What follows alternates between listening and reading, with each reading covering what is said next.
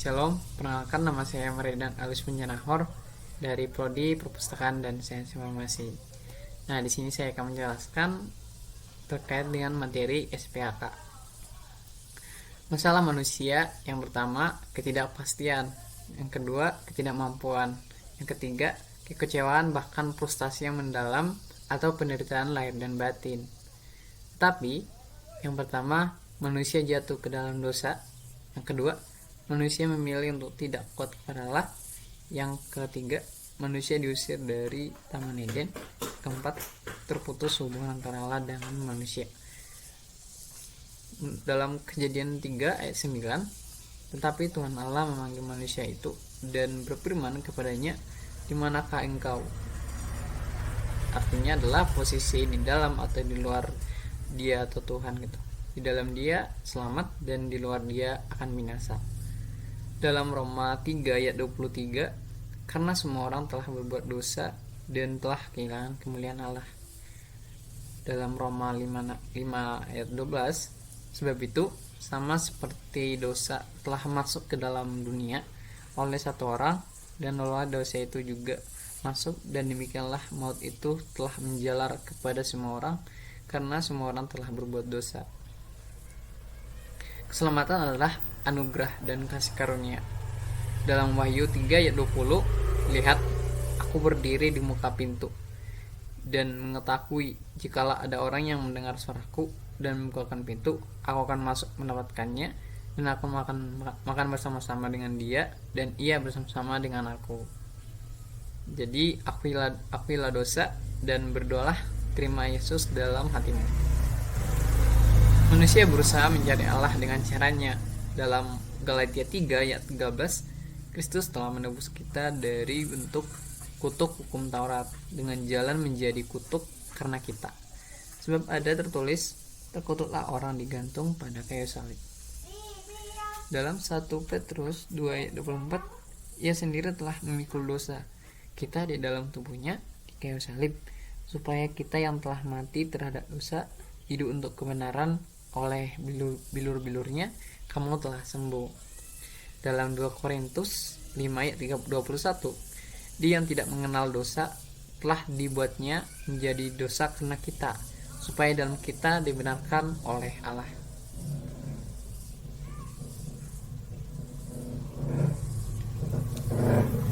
Materi selanjutnya tentang keselamatan yang mungkin kita jumpai atau pernah dengar. Alkitab adalah firman Tuhan.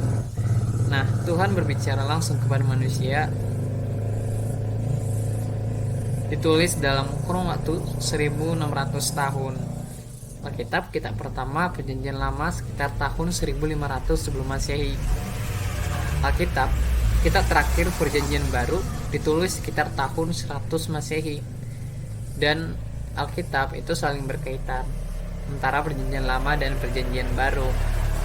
Alkitab itu buku terlaris nomor 1 di dunia. Alkitab telah didistribusikan sekitar 9 miliar sejak tahun 1147. Diterjemahkan ke dalam lebih dari 800 bahasa. Dimiliki oleh lebih dari 200 negara. Bahan tulis kuno, firman dituliskan yang pertama dalam batu, yang kedua tanah liat, yang ketiga papirus, dari keempat kulit. Apakah Alkitab berasal dari Allah?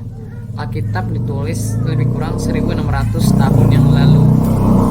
Alkitab ditulis 40 penulis. Nah, di Alkitab itu ada Bahteranu. Itu Alkitab memberi pengetahuan bahwa Sambat Kabrunel terinspirasi membuat kapal seperti Nuh gitu. Dan Alkitab juga fokus kepada masa depan. Yang pertama adalah nubuat tentang Tirus, yang kedua nubuat tentang kedatangan Mesias atau Yesus, yaitu dalam 2 Timotius 3:16, segala tulisan yang diilhamkan Allah memang bermanfaat untuk mengajar, untuk menyatakan kesalahan, untuk memperbaiki kelakuan, dan untuk mendidik orang dalam kebenaran. Kata diilhamkan Allah berasal dari bahasa Yunani, yaitu Theoposkus. Kata ini terdiri atas dua kata, Theos yang artinya Allah dan Neo artinya bernapas. Jadi di dalam Allah adalah Allah yang bersabda atau Allah yang berfirman. Soalnya ada juru tulis pada zaman dulu percetakan atau komputer tidak ada. Nah, seseorang harus duduk dan menyalin yang asli dengan tangan orang seperti itu disebut sebagai juru tulis.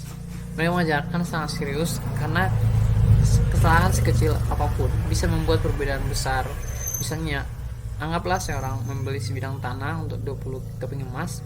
Jika juru tulis tidak memperhatikan pekerjaannya, dia akan mungkin menulis 2 keping emas atau 200 keping emas. Secara drastis, harga aslinya juga akan berbeda. Juru tulis sangat teliti tentang salinan kitab-kitab perjanjian lama mereka. Dan jika salah satu salinannya mulai bertambah tua atau halamannya mulai pudar, mereka akan mengambilnya dan menguburnya di tanah atau membakarnya. Mereka akan tidak mengambil kesempatan salinan pudar menjadi salah dibaca atau disalin ulang secara tidak benar. Selanjutnya, juru tulis sangat menghormati nama Tuhan. Dokumen apapun yang diberi nama Tuhan, diantaranya dipandang suci dan harus simpan dalam keadaan baik. Begitu dokumen suci menjadi tua atau usang, maka diberi penguburan yang layak. Untuk alasan-alasan lain, banyak dari salinan perjanjian lama tidak ada lagi.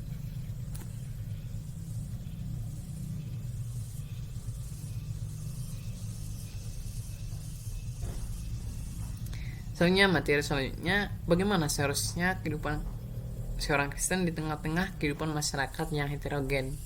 Kehidupan Kristen yang dinamis dalam ilustrasi roda, yaitu masalahnya dalam Ibrani 5 ayat 11 sampai 6. Tentang hal itu banyak yang harus kami katakan, tetapi yang sukar untuk dijelaskan, karena kamu telah lamban dalam hal mendengarkan. Nah, orang Kristen harus bertumbuh gitu. Pertumbuhan rohani kita dapat digambarkan sebagai yaitu supaya kita dapat bergerak dengan baik, maka roda tersebut harus memiliki bagian yang lengkap. Nah, Kristus sebagai pusat. Yang pertama, Tuhan Yesus sebagai sang sumber hidup.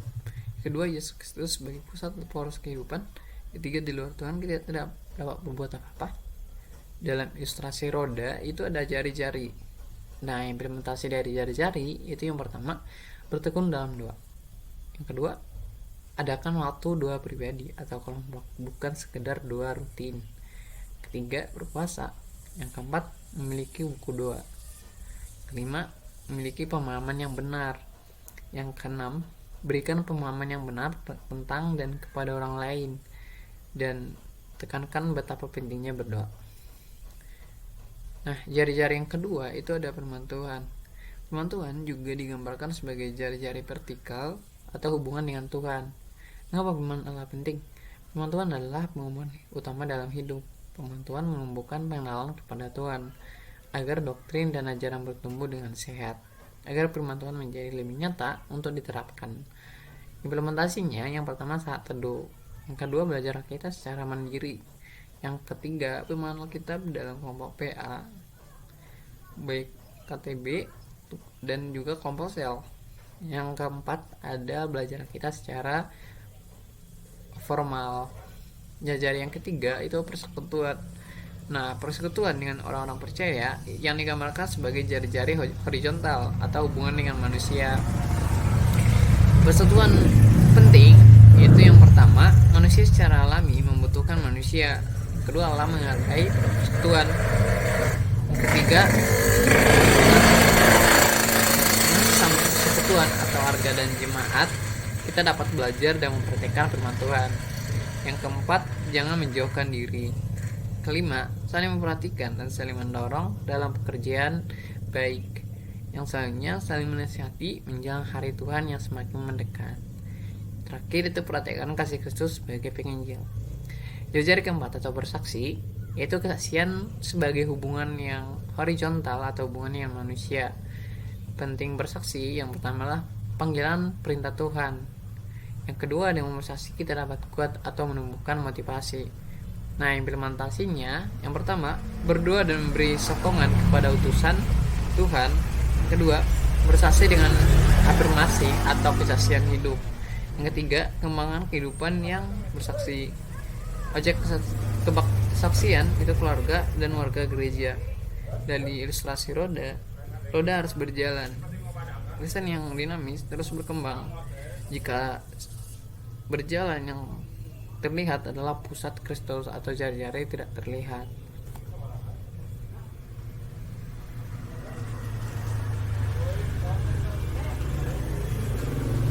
Materi selanjutnya yaitu marketplace ministry, yaitu dalam Matius 5 ayat 13 sampai 14. Ayat 13, kamu adalah garam dunia. Jika garam itu menjadi tawar, dengan apakah ia diasinkan? Tidak ada gunanya selain dibuang dan diinjak orang. Yang ayat 14, kamu adalah terang dunia. Kata yang terletak di atas gunung tidak mungkin tersembunyi. Ayat 15, lagi pula orang tidak menyalakan pelita lalu meletakkannya di bawah gentang, melainkan di atas kaki dia, sehingga menyerangi semua orang di dalam rumah itu. Ayat ke-16, demikianlah hendaknya terangmu bercahaya di depan orang, supaya mereka melihat perbuatanmu yang baik dan memuliakan Bapamu yang di surga. Nah, selanjutnya, bagaimana menjadi saksi dalam kehidupan sehari-hari? Itu tulis dalam Yeremia 29 ayat 7. Usahakanlah kesejahteraan kota kemana kamu aku buang, dan berdoalah untuk kota itu kepada Tuhan, sebab kesejahteraannya adalah kesejahteraanmu. Nah, dalam Matius 5 ayat 9, yaitu berbahagialah orang yang membawa damai, karena mereka akan disebut anak-anak Allah. Nah, dalam Kolose 3 ayat 23, apapun juga yang kamu perbuatlah dengan segenap hatimu seperti untuk Tuhan dan bukan untuk manusia. 1 Timotius 4 ayat 12, jangan seorang pun menganggap engkau rendah karena engkau muda. Jadilah teladan bagi orang-orang percaya dalam perkataanmu, dalam tingkah lakumu, dalam kasih dan dalam kesetiaanmu. Dalam Matius 22 ayat 29, dan hukum yang kedua yang sama dengan itu ialah kasihilah sama manusia seperti dirimu sendiri. Dalam 1 Petrus 2 ayat 11 sampai 12, saudara-saudaraku yang kasih, aku menasihati kamu supaya sebagai pendatang dan perantau kamu menjauhkan diri dari keinginan-keinginan daging yang berjuang melawan jiwa. Mulailah cara hidup yang baik di tengah-tengah bangsa bukan Yahudi, supaya apabila mereka memfitnah kamu sebagai orang durjana, mereka dapat melihatmu dari perbuatan-perbuatanmu yang baik dan memuliakan Allah. Nah, tentang Yusuf itu ada dalam Kejadian 39 ayat 3 sampai 4. Tuannya melihat bahwa Tuhan menolong Yusuf, dan karena itu Yusuf berhasil baik dalam segala hal yang dikerjakannya. Potifar senang kepada Yusuf dan mengangkatnya menjadi pelayan, dan ditugaskannya Yusuf mengurus rumah tangganya dan segala miliknya. Dalam Kejadian 39 ayat 6, segala sesuatu yang dimiliki Potifar dipercayakannya kepada Yusuf. Dengan demikian Potifar sama sekali tidak mau tahu tentang urusan rumahnya, kecuali hal makanannya. Dalam Daniel 6 ayat 1 sampai 4, ia menyelamatkan dan membebaskan, melakukan mujizat dan keajaiban di langit maupun di bumi. Daniel telah diselamatkannya dari rekaman singa-singa. Nah, bagaimana caranya agar terus membawa pengaruh baik dan menjadi saksi? Yang pertama, hidup bersekutu dengan Allah. Kedua, mengikuti Allah. Nah, dalam hal ini juga dituliskan dalam 2 Timotius 3 ayat 16 sampai 17. Segala tulisan yang dikeluarkan Allah bermanfaat untuk mengajar, untuk menyatakan kesalahan, untuk memperbaiki kelakuan, dan untuk mendidik orang dalam kebenaran. Dengan demikian, tiap-tiap manusia kepunyaan Allah diperlengkapi untuk sikap perbuatan baik.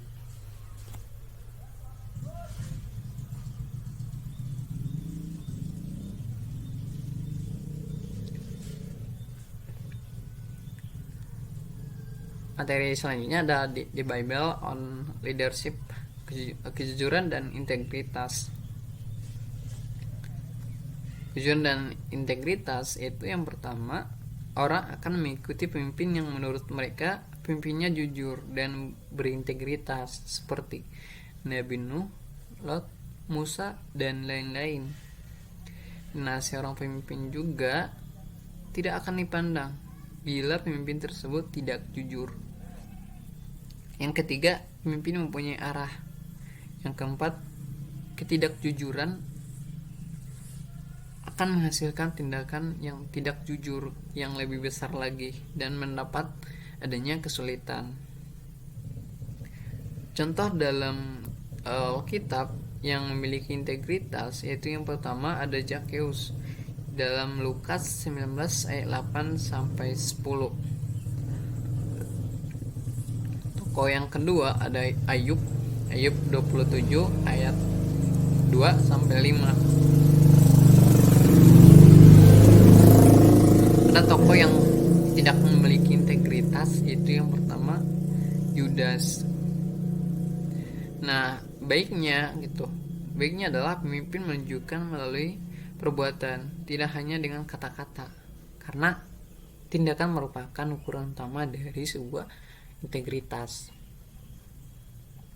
Kejujuran dan integritas akan terbayarkan dalam jangka waktu yang panjang. Jika dalam organisasi, sistem dalam organisasi yang baik akan menghasilkan pemimpin yang jujur dan berintegritas. Tujuannya yaitu kita semua perlu tujuan. Bekerja tanpa tujuan bisa membuat kita menjadi ceroboh. Menambahkan tujuan di setiap pekerjaan akan membuat kita dipenuhi inspirasi, sehingga pekerjaan yang kita lakukan akan terarah dan juga akan menghasilkan tujuan yang baik pula gitu. Nah, contoh dalam Alkitab yang memiliki tujuan dan berintegritas yaitu yang pertama adalah Nabi Nuh, yang kedua adalah Musa.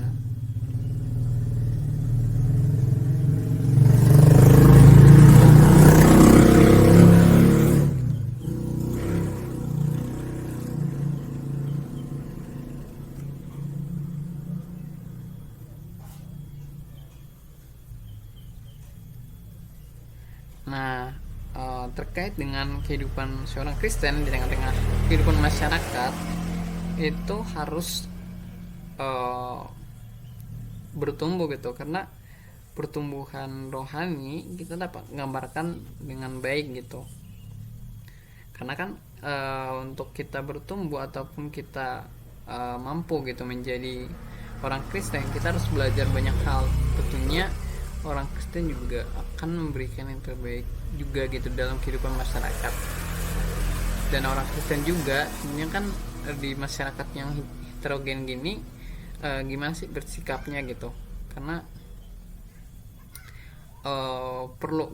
perlu kita harus menyikapi dan menjadi seorang pemimpin gitu, seorang yang berikan yang terbaik gitu buat orang lain ataupun sesama kita gitu.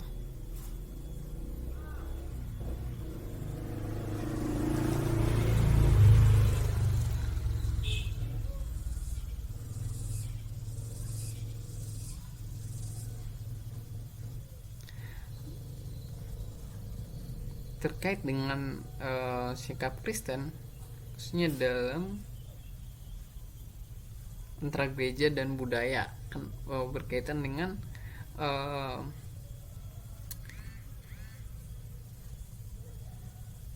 materi terkait dengan kehidupan orang Kristen di masyarakat yang heterogen. Ini berkaitan dengan di Bible on leadership juga gitu.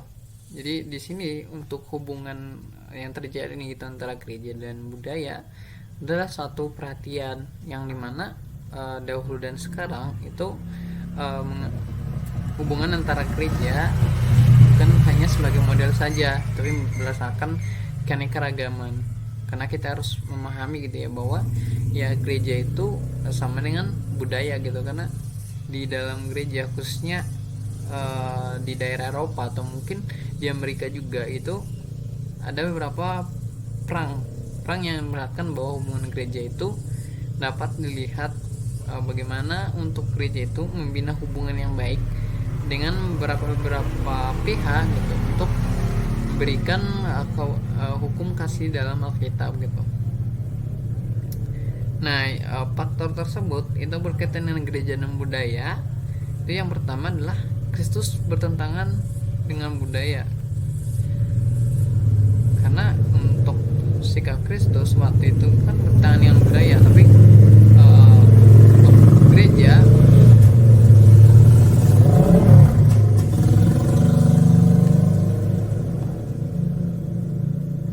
untuk gereja tentunya untuk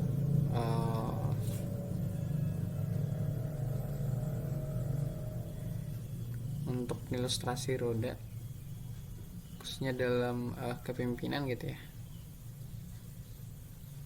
Nah,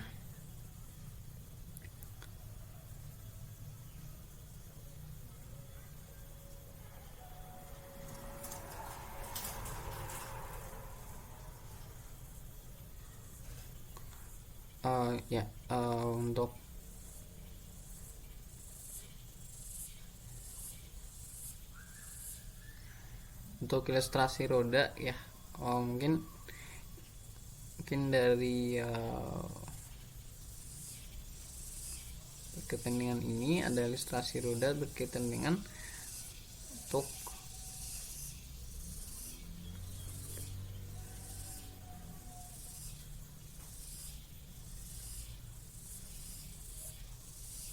bagaimana untuk ilustrasi roda ini salah satu cara kita untuk bersyukur.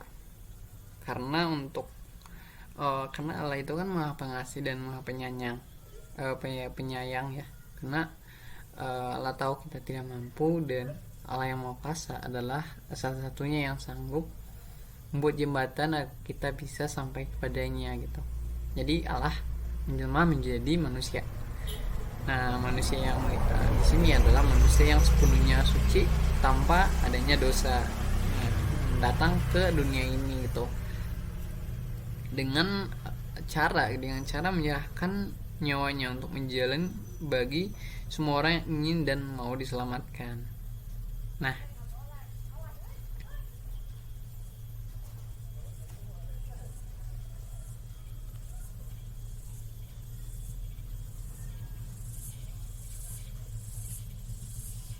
untuk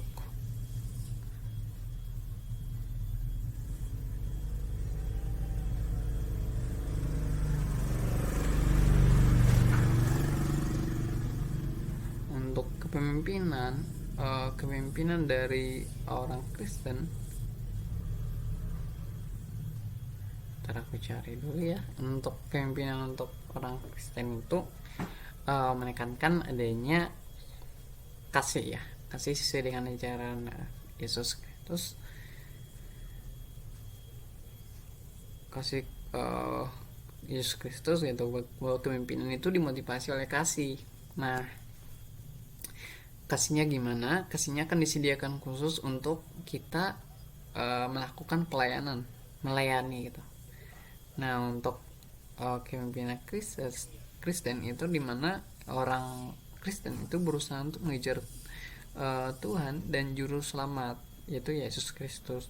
Dalam halnya bahwa kepemimpinan itu berkaitan dengan organisasi, itu kita fokus pada pencapaian tujuan organisasi yang berlandaskan kasih dan pelayanan sesuai dengan ajaran Tuhan Yesus.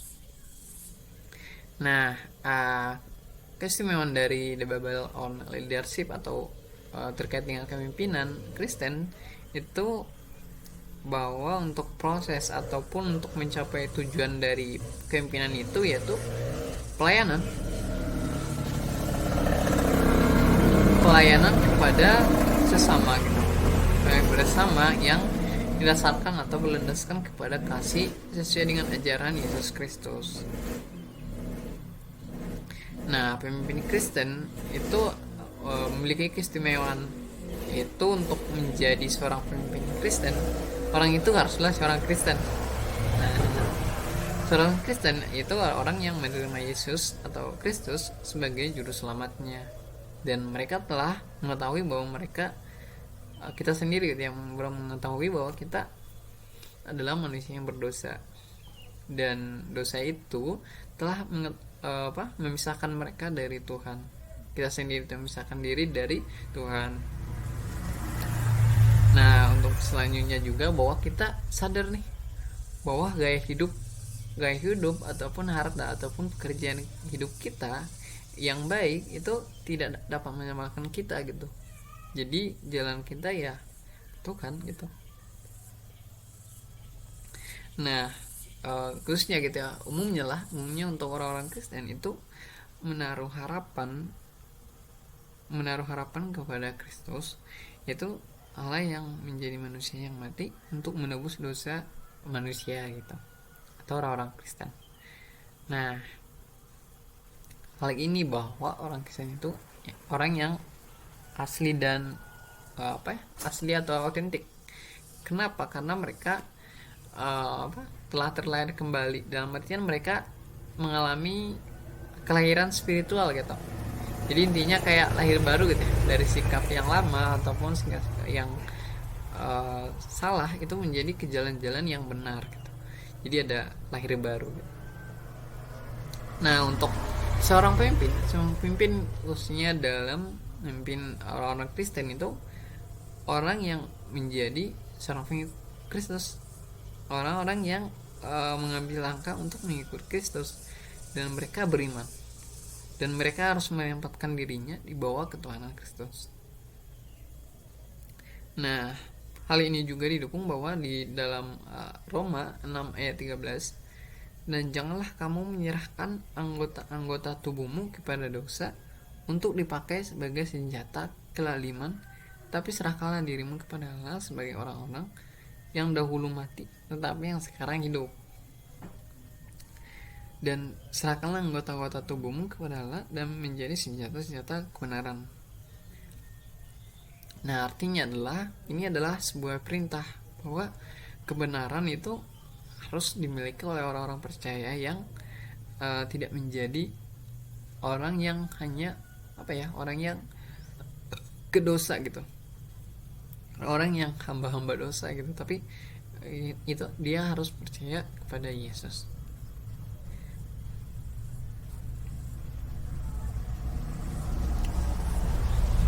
Nah, untuk pimpinan Kristen itu mempunyai maksud dan motif, karena walaupun dia pemimpin, dia harus bertingkah laku dengan cara ataupun hal-hal yang sewajarnya gitu, hal-hal yang menjadi seorang pemimpin impikan gitu. Artian yang pertama adalah itu menyenangkan Tuhan, adalah motif untuk menjadi seorang pemimpin. Artinya adalah kita harus menyenangkan Tuhan, bukan manusia gitu. Jadi fokus menyenangkan Tuhan dan memberi perhatian kepada Tuhan. Nah, motif selanjutnya adalah memberitahu orang-orang yang harus mereka dengar, bukan apa yang mereka ingin dengar. Jadi bahwa untuk di sini itu fokus kepada pelayanan Tuhan dan tidak mencari keuntungan pribadi. Nah, Bapak itu harus disenangkan gitu, dan kita harus melayani dia dan tidak memperhatikan gitu ya untung-untung pribadi. Bahwa pemimpin juga harus melayani melalui kekuatan Roh Kudus. Nah, orang-orang Kristen itu harus berkontribusi dalam melakukan pelayanan di lingkup gereja ataupun masyarakat gitu. Bahwa untuk orang-orang Kristen atau hamba-hamba orang Kristen itu ada orang-orang yang rendah hati, orang-orang yang melayani orang lain karena mengasihi gitu. Jadi inilah cara dia gitu ya, untuk melayani dengan cara mengasihinya gitu. Pelayanan itu adalah esensi dari kepemimpinan dari Kristen gitu. Dan untuk hubungan gitu ya, hubungan antara pemimpin dan juga jemaat atau jemaah hambanya gitu ya, itu harus memperhatikan kebutuhan dan urusannya, dan mereka juga pimpinnya harus bertanggung jawab dalam merawat ataupun memelihara yang dia pimpin gitu ya, orang masyarakat gereja.